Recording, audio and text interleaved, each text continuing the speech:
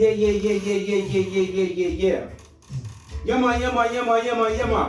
Estamos de volta aí com o programa Roots Time, o reggae e suas vertentes, diretamente aqui da Quebrada Quebradinha, Jaraguá Taipas. Estamos de volta com o programa Roots Time, o reggae e suas vertentes, certo? Quem vos fala é Bruno Afro Guarani e estamos aqui na ocupação, certo? Getúlio Sintra, Polo Cultural. E mano, lembrando que esse projeto ele foi realizado com o apoio da Política Nacional Aldir Blanc de Fomento à Cultura, Programa de Ação Cultural PROAC da Secretaria de Cultura, Economia e Indústria Criativa do Governo do Estado de São Paulo, Ministério da Cultura e do Governo Federal, certo? Programa Roots Time, hoje dia 6/5, mano. Estamos aqui na Coab de Taipas. E estamos hoje com um convidado muito especial aqui no nosso programa, meu mano Erivelton Silva, o escritor da minha comunidade. E aí, Erivelton? Suave, meu mano? Suave. Da hora, muita axé, muita luz pra você. E pra quem não sabe, hoje o Erivelton, família, veio falar aí do livro que ele lançou por esse fomento que ele acabou ganhando aí com a galera. E o nome do livro é Mucambo. Se eu li 2 vezes. O livro é muito bom, mano. Pra quem não conhece, é esse livro aqui do Erivelton, certo? Por que esse livro me pegou, família? Porque ele se retrata na região Taipa, Jaraguá, Brasilândia, Freguesia. Ele pega esse círculo dentro da história e aí o irmão fez um romance dentro da coisa. Mas aí primeiro eu vou deixar ele se apresentar. Se apresenta aí, meu mano, por favor. Primeiro eu gostaria de agradecer a oportunidade de estar fazendo entrevista aqui no Polo Cultural. Essa oportunidade de estar conversando aqui com você aqui na rádio. Meu nome é Erivelton Silva, sou escritor de literatura periférica, sou o filho mais velho de 5 irmãos, de uma mulher pernambucana, imigrante, mulher preta, também de um pai também imigrante, nordestino, de Pernambuco. Sou o primeiro da minha família formado em História, depois me formei em Geografia. Atualmente eu sou professor da rede municipal e eu leciono a matéria de Geografia. E a gente está fazendo História aí com a literatura periférica, a literatura negra. Certo, certo.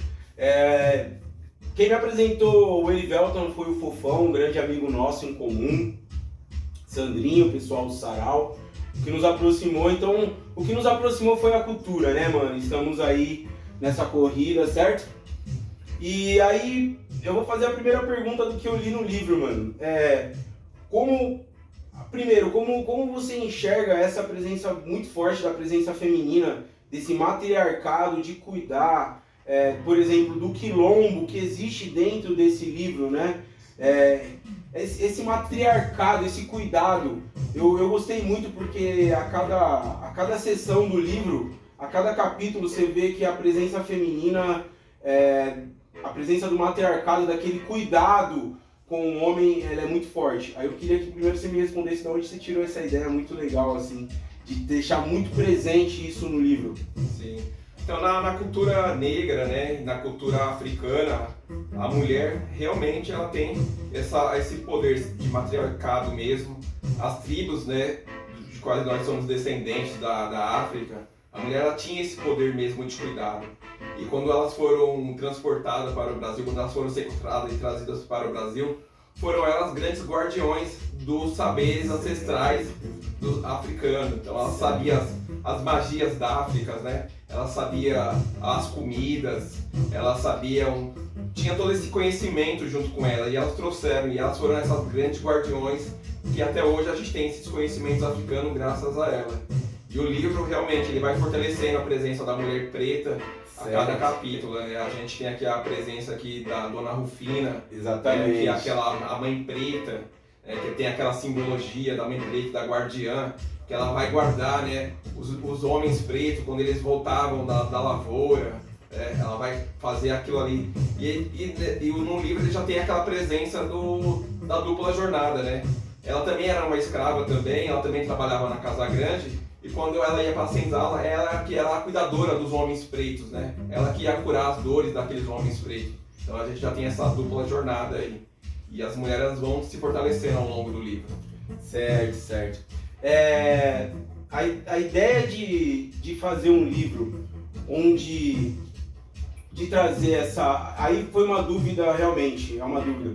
De onde você tirou toda essa complexidade de trazer um dado histórico e trazer esse romance por esse dado histórico? Porque essa ideia ela é muito legal, assim, porque quem pega o livro da nossa comunidade e região e começa a ver que você expressa locais que ainda existem, que fazem contato com essa comunidade aqui, é muito expressivo. Sim. Tipo, saber que a Fazenda Boi Preto realmente é uma fazenda que existiu e que existiam senhores de escravos lá, de escravizados naquele local. E eu achei muito legal essa ideia, porque você se sente dentro e pertencente ao livro, porque você mora na comunidade. Então a minha pergunta da onde surgiu essa ideia de trazer esse grande quilombo, esse aquilombamento dentro do livro da nossa região, de falar especificamente da região Jaraguá, Taipas, Freguesia, Brasilândia? Sim, surge de uma necessidade mesmo, né? Qual é a necessidade? É que infelizmente a história dos pretos na cidade de São Paulo está sendo apagada, né? Então a gente vai pegando os bairros aí, e aí você vai estudar a história, os pretos estão sendo apagados dentro dessa história da cidade de São Paulo, né? Esse apagamento aí estrutural aí da história do preto. Então se a gente pega o bairro do Bexiga, né, que é um bairro que você fala hoje do Bexiga, o que você pensa? Você pensa de um bairro tipicamente italiano. E não é, o Bexiga é um bairro tipicamente construído pelas pessoas pretas, lá no seu início lá do Bexiga. Tá? E assim, a escola Vai-Vai, que ela é uma das guardiães, né, dessa história negra lá no Bexiga.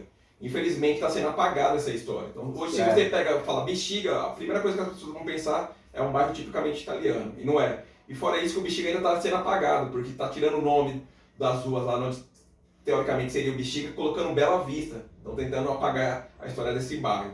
Se você pega o bairro da Liberdade, né? Você fala, o bairro da Liberdade, o que você vai pensar? É um bairro tipicamente de orientais, dos japoneses, dos chineses, dos coreanos, e não é. O bairro também da Liberdade é um bairro tipicamente de pessoas pretas. Tanto é que as pessoas pretas eram enforcadas naquele bairro. Tem uma igreja lá na frente onde as pessoas negras eram enforcadas naquele bairro. Aquele bairro foi construído por mãos e pés pretos, né?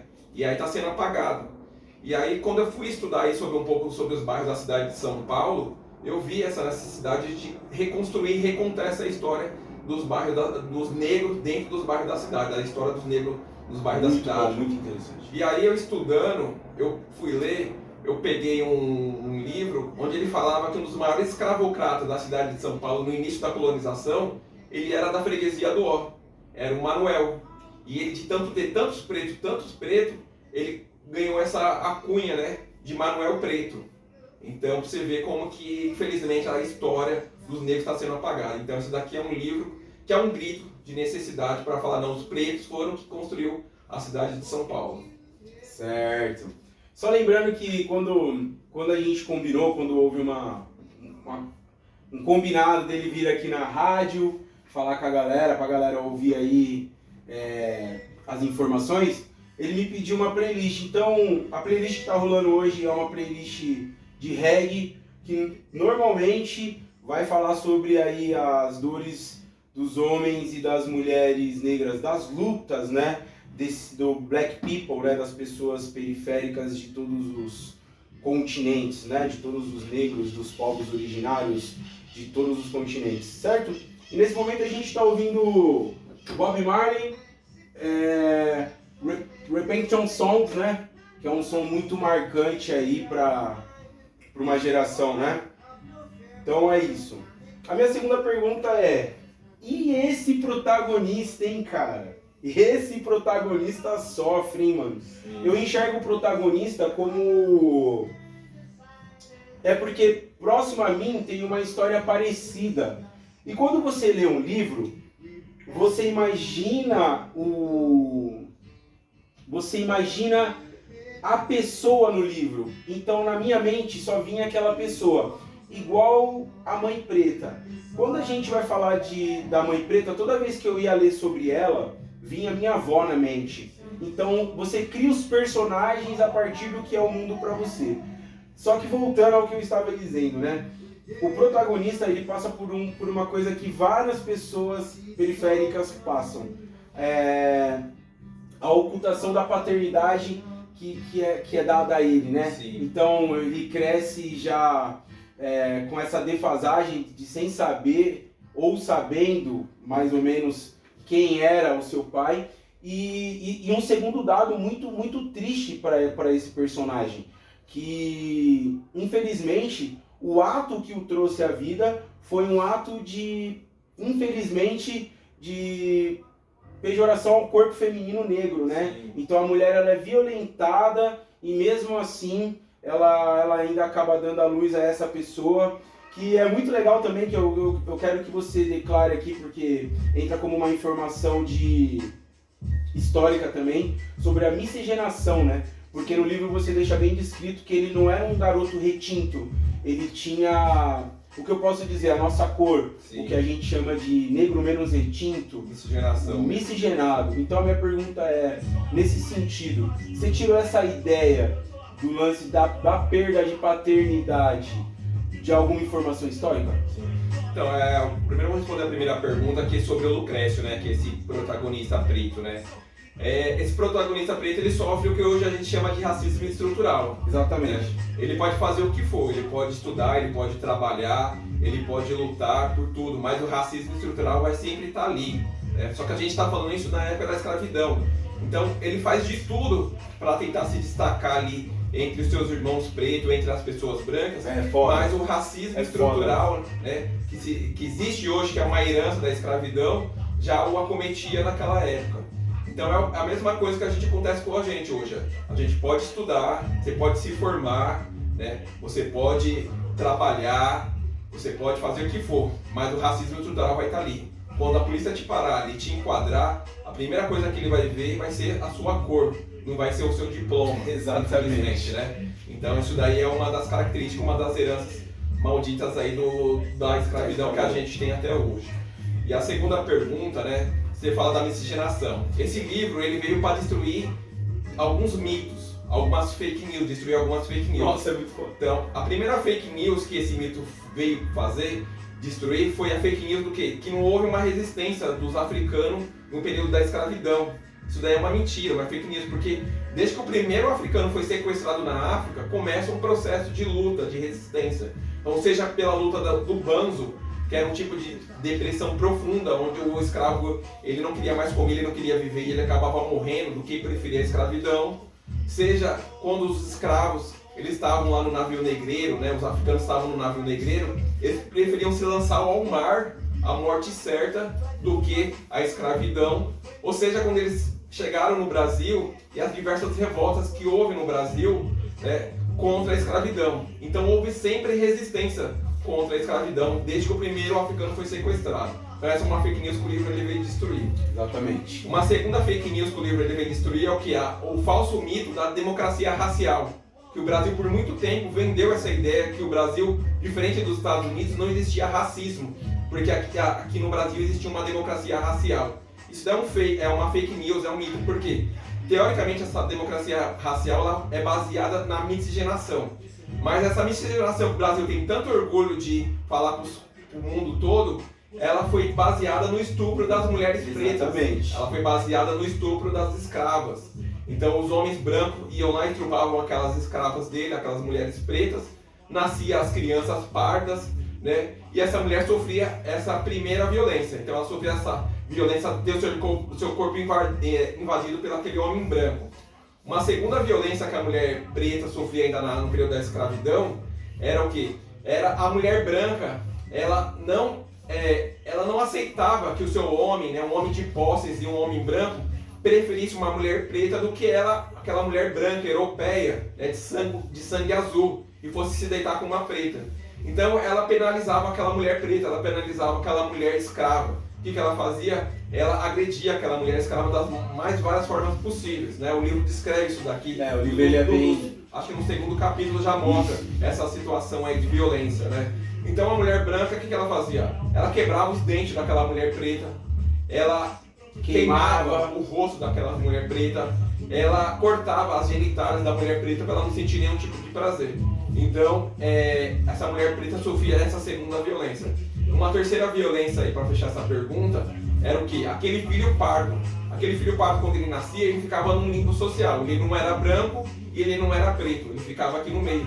E nesse limbo social, ele rejeitava o quê? A herança maldita da pele preta, que ele considerava. Ele falava, eu não sou branco por causa da minha mãe era uma preta, né? E aí eles achavam que ele era amaldiçoado. E ele era aquela criança, aquele homem pardo. E esse homem pardo, ele se revoltava contra esses pretos. O que ele fazia? Ele ia ser o capitão do mato, ele ia ser o feitor que ia nas fazendas, ia cuidar e maltratar dos escravos. Ele se revoltava, né? Porque os nossos pardos de hoje em dia são quem? São os homens fardados, né? Eles não podem ascender socialmente e eles também não querem ficar aqui na periferia. Então eles vão buscar o quê? O poder através da violência. E a violência que é dada pelo Estado hoje em dia. Então resumindo, você já traz dentro da história aquele período de como o racismo estrutural trabalharia, né? Sim. Então, quanto menos melaninado, tecnicamente suas chances seriam maiores de progressão social. Só que isso nunca aconteceu. No entanto, que nós estamos aqui, somos homens menos melaninados e continuamos proletariados, trabalhadores, certo? Com uma mão de obra escravizada, mas remunerada, certo? Então, quer dizer, é um desafio mesmo para que as pessoas entendam que há uma necessidade de mudança social para que haja também uma mudança de expectativa desse grupo, sacou? Do nosso grupo. A rapaziada tem que entender isso, nesse sentido. Sim. Porque hoje mesmo eu estava com um homem melaninado e ele falou, mano, meu irmão, eu não me sinto um homem negro. Aí eu falei, mas por quê? Ele falou, porque eu nasci num berço de pessoas brancas e eu tenho todos os fenótipos de um homem negro, só que eu me sinto um homem branco. Aí eu falei, mas aí é a bolha que te apresentaram, a bolha que você vive. Então a falta de conhecimento da nossa ancestralidade faz com que essas pessoas que tenham pais negros, que é o caso dele, que ele me mostrou uma foto e o pai dele era muito retinto, só que ele tem uma mãe branca, fez com que ele se afastasse da sua ancestralidade. Então ele sabe que o nome dele por parte de mãe é italiano, porém a parte da ancestralidade do pai dele, que seria Souza, Silva, Pereira, que era o nome dos fazendeiros que nem da Boi Preto, ou Manuel, né? Que é uma herança do nome, isso ele não conhece. Sim. Ele só sabe que a família dele veio de algum lugar da Bahia. Sim. E o livro ele fala sobre isso. Porque quando ele não sabe quem é o pai dele, ele já perdeu a ancestralidade dele ali. Então o sistema já captou ele ali, mano. Sim. Já cortou, mano, o que mais traria pra ele, não frutos, mas sim esperança. Porque ele sabe que o povo que não conhece sua origem, né? Sim. Ele acaba não tendo vitória. Porque o povo que conhece a sua origem, ele acaba reclamando pro sistema a sua origem. Ó, somos isso, somos pessoas pretas, somos pessoas africanas. Quero meus direitos. Quero os meus direitos. Sim. Sacou? É uma árvore que ela não tem raiz, ela não sobrevive, né? Exatamente. Foi isso que eles fizeram. Eles cortaram as raízes africanas, né, que essas pessoas que vieram da África tinham. Exatamente. Então, é uma das primeiras formas de violência, né? Você cortar as raízes das pessoas. Hoje, se você pega uma família de descendente italiano, ele sabe de onde ele veio da Itália. Se você pega um descendente de japonês, ele sabe de que lugar que ele veio do Japão. E nós que fomos, né, sequestrados da África, a gente não sabe de onde a gente veio da África. E aí justamente eles tiraram o que é a nossa identidade. Exatamente. Se a gente não se identifica, a gente não luta como um grupo, como um coletivo. Exatamente. Então quando a gente não luta pelo próprio povo, a gente não tem passado, a gente fica sem ancestralidade. Sim. A gente continua no navio negreiro vindo pra cá e não sabendo o que fazer. Sim. Sacou? Eu tenho uma poesia aqui que fala sobre isso, que ainda somos jogados no navio negreiro e não percebemos, tá ligado? Sim. E precisamos assumir o leme desse barco e voltar para nossa ancestralidade, nos conhecermos, tá ligado? Sim. E hoje o rapaz perguntou, mas por que dessa feição? Eu falei, você olha pra mim e você vê o quê? Eu vejo um homem, um rasta. Eu falei, tá vendo? É identidade. Sim. Quando cortam o nosso cabelo, raspam o nosso cabelo e trazem a gente pra cá, dentro desse navio negreiro, cortam a nossa identidade. Porque uma trança nagô, uma trança africana, ela traz toda uma ancestralidade, toda uma identidade cultural. Quando vão raspando e demilitando isso, quando vão europatizando o nosso povo, a gente começa a ficar sem ancestralidade. Certo? Sim. Certo? Então, muito louco. Eu gostei bastante do livro porque, meu, tem uma outra tem uma outra parte que eu acho que ela é muito foda pra mim, que é a parte de quando é um dado histórico, né? Então, os senhores de engenho poderiam, em vez de levar seus filhos brancos para a guerra, mandar os seus capatazes mais próximos, né? Os escravos, os escravizados que eles conheciam e tinham funções, e com isso prometeram, através daquele governo que já era um governo genocida, né? Desde aquela época. Sim. Já prometendo a alforria se você conseguisse voltar da guerra contra o Paraguai. E aí isso é um dado histórico. Aí eu queria que você comentasse como foi introduzido isso dentro do romance, assim, pra galera sentir como é que é. Porque eu não queria dar muito spoiler sobre o livro, porque o livro realmente ele traz dados históricos e o romance está dentro dele. E se eu ficar falando sobre o romance, aí o livro ele acaba perdendo um pouco o sentido, porque o protagonista, vocês precisam ler o livro e transformar essas expectativas para si próprios. Sim, né? Então, a guerra que você falou é a Guerra do Paraguai, né? Foi uma guerra genocida de pretos contra pretos, né? Quando a Guerra do Paraguai, o normal é o quê? O país mandar os filhos dos patriotas, né? Da aristocracia ir para a guerra, né? Só que a gente sabe como que é o patriotismo no Brasil, é um falso patriotismo que existe no Brasil. Então, em vez de eles mandarem os filhos da aristocracia ir lutar na Guerra do Paraguai, o que eles fazem? Eles mandam os pretos, eles mandam os seus escravos ir para a Guerra do Paraguai com essa falsa promessa de alforria se eles voltassem da Guerra do Paraguai, né? E na Guerra do Paraguai, quando o preto brasileiro... Não, pode continuar. Então, na Guerra do Paraguai, quando o preto brasileiro ele vai lutar contra quem? Ele vai lutar contra o preto argentino e vai lutar contra o preto do Paraguai, junto com o preto do Uruguai. Porque essas aristocracias, elas mandaram, em vez de mandarem os homens brancos para a guerra, eles mandaram os pretos para a guerra. Então foi uma guerra que ajudou nesse processo de embranquecimento, né? Se você vê hoje, a Argentina teve sucesso nesse processo de embranquecimento. A Argentina justamente porque isso daí foi um homicídio, um grande homicídio, né? E o Brasil ele tentou isso também, só que ele não teve tanto sucesso nessa tentativa de embranquecimento aqui do Brasil. Se você pega a história infelizmente, da Argentina, a Argentina, ela, com esse projeto de embranquecimento do povo, quando você lê alguma coisa sobre os povos originários da Argentina, como os colonizadores da Argentina dizimaram toda aquela população original de lá, né? O que eles chamariam de índios, só que a gente chama de povos originários. A Argentina ela tem uma história massacrante. Não é diferente da do Brasil, tá bom? Em nada. Só que aqui ainda a gente consegue verificar que existem resquícios, né? Muitos povos ainda originários, né? Do sangue puro pindorama, né? Que não é o nome do Brasil, o Brasil é um nome dado. A gente sabe que a gente nasceu em Pindoramas, a gente é pindoramense. E assim vai. Agora eu vou falar de uma parte muito legal que eu achei do livro. É a presença. Eu entendi que essa presença, eu não sei se foi uma coisa que você colocou, mas a presença da cachaça, a presença do açúcar, né, a presença da cana, e como isso me arremata a pensar de como a mão de obra escravizada ela foi usada, e outros paralelos só aconteceram porque existiram, por exemplo, açúcar.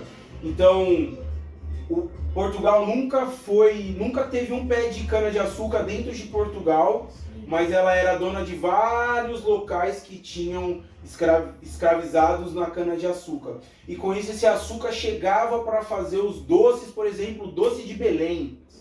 Então, para você ver como a escravização realmente está linkada a esse capitalismo, porque sem essa mão de obra escravizada, não teria esses recursos para a formação, por exemplo, da alimentação na Europa, doces, bolos, comidas. Sim. Então eu queria que você explicasse essa parte que eu achei que foi, eu não sei se foi pensado, tá ligado? Porque Você me perguntou sobre o açúcar, a cana-de-açúcar, né?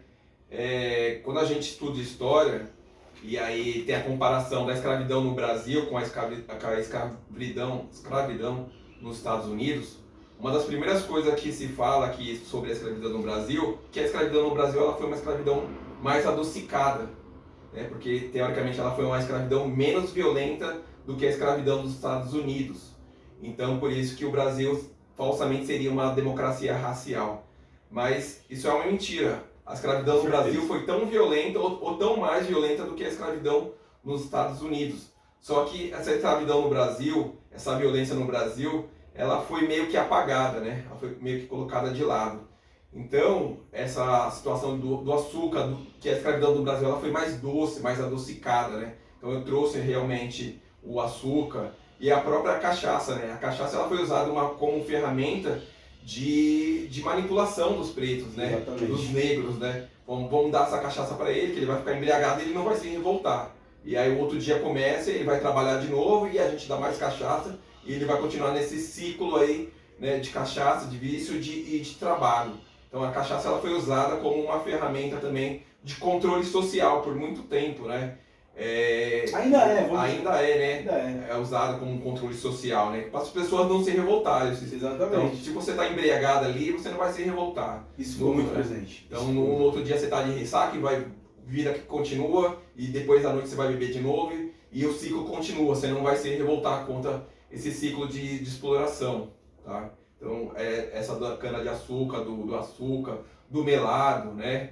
Da cachaça, vem de tudo isso mesmo. Dessa falsa democracia racial, dessa falsa sensação que muitos historiadores querem passar que a escravidão no Brasil foi uma escravidão adocicada. Não foi, foi uma escravidão extremamente violenta. Nossa, essa forma de pauta, né, que eles colocam, aqui foi menos, aqui foi mais, é aquele lance do sistema, é o lance para dividir. Sim. Então a gente sofreu mais, aqui a gente sofreu menos, não. A escravidão dos africanos e dos povos originários, ela foi dura para todos os povos que sofreram. E a gente sofre até hoje esse resquício, porque é o que o livro vem contando. Esses capítulos são importantes do livro, porque faz você pensar que até hoje a gente sofre esses capítulos que você está lendo, certo? E para finalizar, eu vou fazer uma pergunta bem legal. Quem é a pessoa que faz as ilustrações? As ilustrações ficaram muito bonitas. E elas trazem um QI a mais aí pra coisa aí. Então, a ilustração ela foi feita pela Monique Santos, né? A ilustração ela veio colaborar com a história, né? Veio fortalecer ainda mais a história do livro. Ela veio ajudar a gente a entender um pouco mais da história do livro. Então, a própria capa já é uma das ilustrações do livro. E aí a gente tem diversas outras ilustrações aí que vêm enriquecer a história dentro do livro, né? E aí a gente tem algumas ilustrações que elas são muito fortes, né? Nessa primeira ilustração aqui que a gente tem, né, onde está ali onde seria a Fazenda Boi Preto, né? É uma ilustração muito forte, muito poderosa. Tem a ilustração aqui, né, da Patuá. É a que eu mais gosto. É a do capítulo 9. Do capítulo 9, né? A Patuá, que era aquela bolsa de reza que os negros no Brasil, né, os escravizados, eles usavam como um amuleto de proteção, né? Para quem não sabe, contextualizando, o Patuá também, ele é, vamos dizer, o que a gente chamaria de sincretismo entre as filosofias e as religiões afrodescendentes. Porque o Patuá, na verdade, ele é uma bolsinha com contos islâmicos, né, com dedicações islâmicas, que vem e é acoplado aos negros que estão aqui. Então é uma aculturação, é uma troca de informações. Então se vocês pesquisarem aí sobre a Guerra dos Malês, sim, aí vocês vão começar aí a galera começa a compreender como há uma aculturação entre as filosofias de descendência africana, certo? Sim. Eu acho muito legal. Então tem essa ilustração que eu gosto muito também, né? Qual é o encontro do protagonista com uma entidade religiosa africana, né? Que vem fortalecer também o livro. Isso aqui a gente não pode dar spoiler, não. Não, então, eu não quero dar spoiler sobre o livro. Esse aqui não pode dar spoiler, né? Tem que Esse ser livro é muito legal. as pessoas chegarem até esse capítulo aqui. Então, as ilustrações, elas veio fortalecer, né? Essa história do livro aqui, ó. Os escravos trabalhando na fazenda, né? E um outro dado muito interessante, que acho que para não passar aqui, né? Vamos fazer esse trocadilho, para não passar em branco aqui na entrevista, né? E a gente tem que colocar aí os pingos nos i, né? Que é uma coisa muito interessante que tem no livro aqui, que eu até falei tempos atrás, que é sobre os personagens no livro. Não sei se você chegou a perceber nos personagens no livro, os únicos personagens no livro que tem nome são os personagens pretos. São os únicos que têm nome. Os personagens brancos, eles não têm nome. Por quê? Porque a escravidão no Brasil foi uma instituição. Não foi uma família só que escravizou os africanos, né? Foi uma instituição de Estado mesmo. Então, quando aparece aqui os personagens brancos, eles vêm com um nome da instituição que ele representava ali. Então a gente tem o dono da fazenda. Quem que era o dono da fazenda? Era o feitor, né? O comendador, né? Então é o comendador o dono da fazenda. Quem era casada com o comendador? A senhora, né? A senhora. Quem que é o filho do comendador? Senhorzinho, que ele vai ser criado para ser um novo senhor, ser um novo comendador, né? Quem que cuida dos escravos? É o feitor, tá? Então, toda vez que aparece um personagem branco no livro, ele aparece com essa característica. Ele não tem um nome próprio, porque esse personagem branco ele está representando uma instituição que foi a escravidão no Brasil. Então, esse era um dado bem legal. Beleza. Então, hoje foi um programa muito legal aqui, programa do Roots Time. É a nossa primeira entrevista dentro do programa. E eu fico muito feliz que seja com o meu mano Erivelton, porque está representando a população da periférica, está representando Taipa Jaraguá, certo? Brasilândia Freguesia, está representando a Norte e Noroeste aí, somando e não sumindo, certo? Agradecer você aqui, Erivelton, muito obrigado, certo? E leiam literatura periférica, né? Leiam literatura que fala sobre nós. Exatamente, certo? Esse foi o programa Roots Time, o Reggae Suas Vertentes, hoje com o meu mano Erivelton. E a gente fica aqui e esse programa vai ser exibido na quinta-feira a partir das 21 horas e a gente coloca a entrevista no ar. Beleza? É isso, meu mano.